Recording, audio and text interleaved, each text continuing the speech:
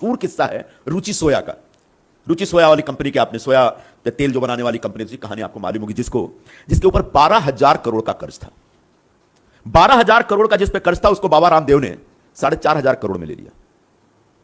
एक legal root के जरिए सरकार कह सकती है। अब जब 4,500 करोड़ में उसको लिया गया, तब डील यह हुई कि बाबा आपको सिर्फ 1,000 करोड़ रुपए अपफ्रंट देना है, बाकी 3,500 करोड़ बैंक आपको लोन देंगे। कौन से बैंक? जिनका पैसा डूबा। जिन बैंकों का पैसा डूब गया, उन्हीं बैंकों ने बाबा को रुचि सोया डूबी हुई कंपनी खरीदने के लिए 3,500 करोड़ रुपए लोन दिए। एक साइड, एक पक्ष हुआ। दूसरा पक्ष, Ruchi Soya was a public listed company in the stock exchange. और पब्लिक लिस्टेड कंपनी की कहानी यह होती है, उसके पीछे लीगल जो वो है, उसका बेस है सेबी के रूल के हिसाब से, कि minimum 25% share holding should be with the public. यानी जो स्मॉल इन्वेस्टर्स, रिटेल इन्वेस्टर्स होते हैं, उनके पास रहे, वो कंपनी बिके जाए कुछ भी हो। लेकिन जैसे ही बाबा ने कंपनी ली, उस कंपनी के सारे शेयर प्राइस को फ्रीज कर दिया, जीरो वैल्यू कर दिया, और सबको बोला कि अब तुम्हारा कुछ भी नहीं है कंपनी में। सारे स्मॉल इन्वेस्टर्स बाहर निकल गए। अब 2-3 दिन पहले खबर आती है कि बाबा ने कहा है कि अब वो रुचि सोया का एक पब्लिक इशू लेके आना चाहते हैं 4,300 करोड़ का, 4,500 करोड़ का। जैसे ही पब्लिक इशू लेके आएंगे, उसका बाबा का स्टेटमेंट आता है कि मैं रुचि सोया को कर्ज मुक्त करने जा रहा हूं। ये 4,500 करोड़ में से 3,500 करोड़ बैंकों का दे दिया जाएगा, बाबा का भी 1,000 करोड़ आ जाएगा उनके पास, और रुचि सोया बाबा के पास मुफ्त में आ जाएगा। हमने पिछले साल ही एक चीज को हाथ लगाया, बोले कहते नहीं, ये जिसको छूते हैं वही सोना हो जाता है। हमने रुचि सोया को हाथ लगाया, आज उसकी कीमत हो रखी है 25 से 30,000 करोड़ रुपए। और अभी तो मैं उसके संदर्भ में पूरा उसका जो विजन पूरा रखने वाला हूं, अभी सब लोगों को पता नहीं है। बहुत लोग अभी कई तरह से सोच रहे हैं कि क्या होगा, उत्सुकताएं हैं कि क्या होगा रुचि सोया में। तो जिस दिन रुचि सोया का पूरा प्लान, क्योंकि अब वो लिस्टेड कंपनी है, तो उसके बारे में अभी भी नहीं बोल सकता, कुछ रूल लागू होते हैं उसके ऊपर, कि क्योंकि मैं उसमें, और पहली बार मैं किसी कंपनी में डायरेक्टर भी बना। बहुत लोगों ने कहा था, जो ये किसी ने कहा कि ये रामदेव की औकात क्या है। मुझे लोगों ने मेरी बहुत औकात बताई है, जब से पैदा हुआ तब से औकात बताने में लगे हुए। मुझे किसी को सिद्ध करने के लिए कुछ नहीं करना, लेकिन मैं भी करने में लगा हुआ हूं। अब कहते हैं, अरे ये तो रुचि सोया की इतनी कीमत हो गई, इतना बड़ा कर दिया। 2017 में रुचि सोया ने, एक कंपनी है जिसने दिवालियापन की अर्जी NCLT, national company law tribunal को के सामने रखी।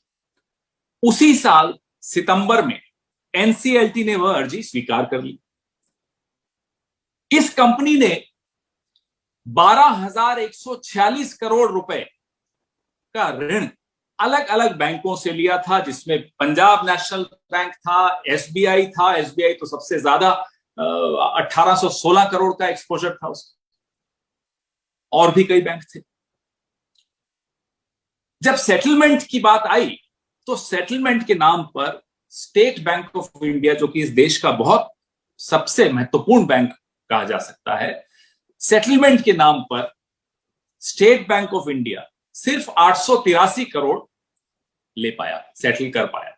1816 करोड़ की स्थान पर 1816 करोड़ रुपए में से सिर्फ 883 करोड़ उसको वापस मिले, यानी कि 43%, 43%।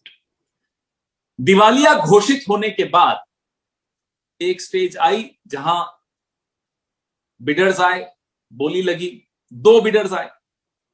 जाहिर सी बात है कि एक तो पतंजलि और एक विल्मर अडानी। अंत में क्या हुआ कि पतंजलि ने 4,350 करोड़ में रुचि सोया को एक्वायर कर लिया, खरीद लिया। कहानी में ट्विस्ट यहां से आता है। रुचि सोया को खरीदने के लिए पतंजलि ने 3,250 करोड़ का ऋण लिया, एसबीआई से भी लिया और बाकी बैंकों से भी लिया। तो आप देखिए कि एक कंपनी जिसने इन तमाम बैंकों का पैसा लेकर डूब गई, उस कंपनी को बेचने की जब स्थिति आई, तो उसका खरीदार ने भी इन्हीं बैंकों से उसी डूबी हुई कंपनी को खरीदने के लिए ऋण लिया 3,250 करोड़, जिसमें से 1,200 करोड़ तो सिर्फ अकेले एसबीआई ने दिए।